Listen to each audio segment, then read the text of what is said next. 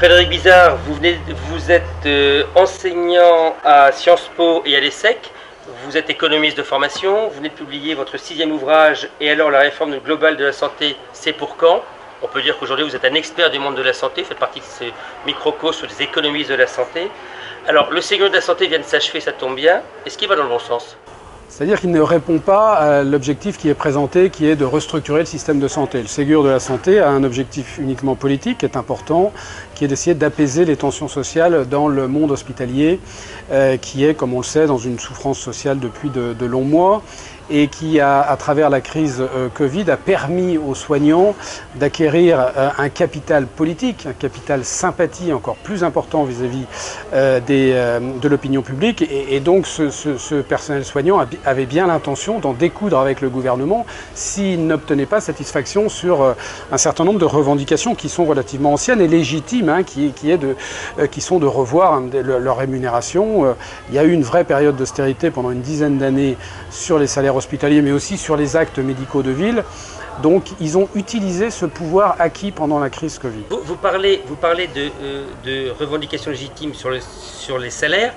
C'est ce qui a été mis en avant lors de la remise du rapport par Nicole Notat à Olivier Véran sur le Ségur de la santé. Mais les salaires, aussi importants soient-ils, ça n'est qu'un épiphénomène. Le fond du problème, c'est quand même bien la restructuration du système. Moi, je ne suis pas choqué si on commence par une étape qui est d'essayer de revaloriser, pas simplement par le salaire, on va le voir, parce que vous avez raison, c'est insuffisant aussi pour revaloriser les métiers de façon à rendre attractif l'hôpital. Si l'hôpital est dans une crise aussi importante, c'est que le personnel soignant ne veut plus y travailler. On a créé des conditions de travail et globalement une perception de l'hôpital pour ceux qui y travaillent. On a créé de la souffrance sociale à l'intérieur d'un établissement qui a vocation, normalement, à traiter des patients. Bon. Et cette souffrance sociale, ce mal-être social du personnel, n'est certainement pas dû uniquement à un problème de rémunération. Donc même dans cet objectif un petit peu de recréer de l'attractivité, on est loin du compte. Bon. Mais il y a eu quand même cette négociation avec 7,6 milliards pour le personnel non médical et 450 millions pour le personnel médical, qui est sur la table. Et évidemment, les syndicats ont pris cet argent. On a voulu qu'il y ait un socle équivalent, quel que soit le personnel de 183 € net par mois, ce qui ne fait pas la même hausse quand on gagne 1 500 € que quand on gagne 2 500 €. Est-ce qu'il est légitime que tout le monde ait la même augmentation? Ça peut être discuté et je pense que ça peut poser un problème de justice pour ceux qui étaient plus en retard, comme les infirmières par exemple, par rapport au personnel médico-technique et par rapport à des aides-soignantes qui, quand on regarde à l'international, n'étaient pas si mal payées que ça, alors qu'il y avait un vrai problème avec les infirmiers.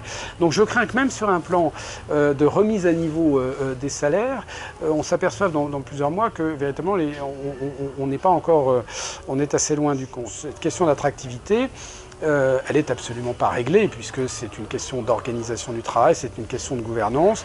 Alors le pilier 2 et 3 qui ont été présentés sans qu'il y ait de négociation avec le personnel, ce qui me semble, les représentants du personnel, ce qui est assez étonnant d'ailleurs parce que ça c'est encore plus important de le négocier avec eux. Bon.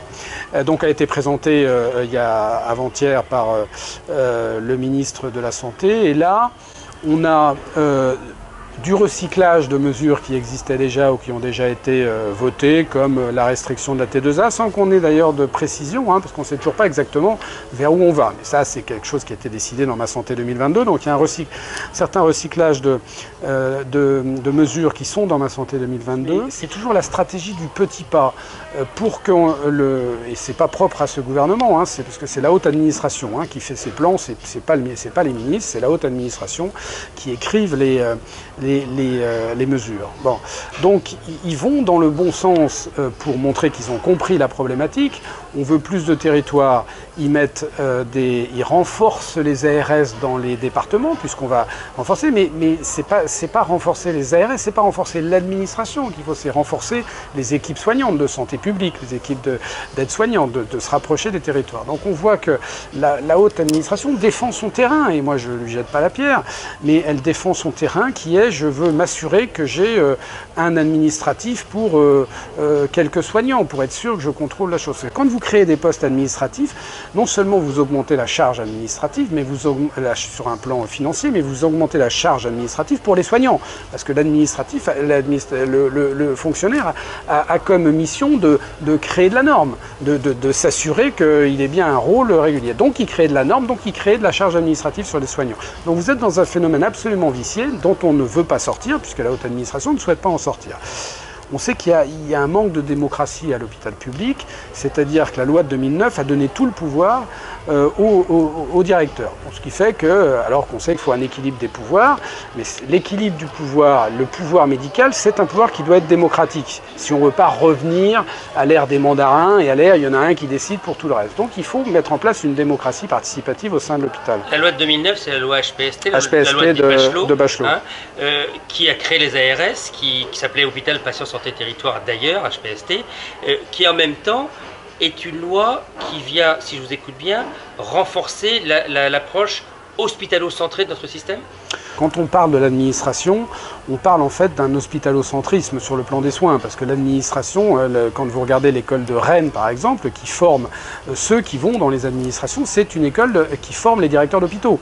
L'école des hautes études en santé publique. L'école des hautes études en santé publique. C'est assez extraordinaire de voir quand on dit que c'est hospitalo-centré et curativo-centré, c'est vraiment historique. Vous avez une école de santé publique qui n'est pas une école de santé publique, qui est une école de formation des directeurs d'hôpitaux, et vous avez en fait l'essentiel de ceux qui vont former l'élite administrative en santé, qui sont passés par cette école-là, donc déjà qui ont une approche administrative et hospitalière. Donc on voit qu'on ne sort pas de ce circuit-là, qui est un circuit qui enfonce le système aujourd'hui. Même si vous avez des mots, il faut diversifier la formation des directeurs hospitaliers, mais ça reste des mots. Ça ne restera plus des mots quand vous supprimerez le monopole de la HESP, l'école de Rennes, pour former les directeurs d'hôpitaux, quand on formera des médecins à l'économie, beaucoup plus qu'on ne le fait aujourd'hui, quand on prendra des gens qui viennent des nouvelles technologies à des postes clés dans les hôpitaux, enfin bref, quand on ouvrira la porte à d'autres profils. Hein, Crozier disait très bien ça, c'est que si vous voulez réformer, d'abord la société ne se réforme pas par décret et l'hôpital, comme le système de santé, ne se réforme pas par décret, c'est qu'une action de fond et un travail de fond qui permettra d'y arriver. Et de la même façon que vous ne réformez pas par décret l'administration et que ce n'est pas par des mesures administratives que vous réformez l'administration. De tout, il faut un patron avec un contre-pouvoir organisé. Donc le patron peut être un médecin qui est formé au management et à l'économie, comme ça peut être, mais donc déjà il faut diversifier. C'est pas très compliqué ça, hein, si vous voulez, sur la chose. D'abord, c'est pas simplement le pouvoir central. Ce qu'il faut, c'est à l'échelle des pôles, à l'échelle des services, il faut véritablement qu'il y ait... C'est pour ça que ces chefs de service et qu'on a traité de mandarin et tout ça, pourquoi ça fonctionnait mieux avant, c'est que plus vous gérez les ressources proches du terrain, mieux elles sont utilisées. D'accord ? Plus vous éloignez la gestion des ressources, qui est aujourd'hui à l'échelle, qui n'est même pas à l'échelle de la direction, qui est à l'échelle d'ici, puisqu'avec les ARS, vous avez tout recentralisé. Le directeur, il ne peut rien faire sans l'autorisation de son directeur d'ARS, son directeur d'ARS ne peut rien faire sans l'autorisation du secrétaire général des ARS. Donc on est dans un système qui ne peut pas fonctionner, ça ne peut pas fonctionner comme ça.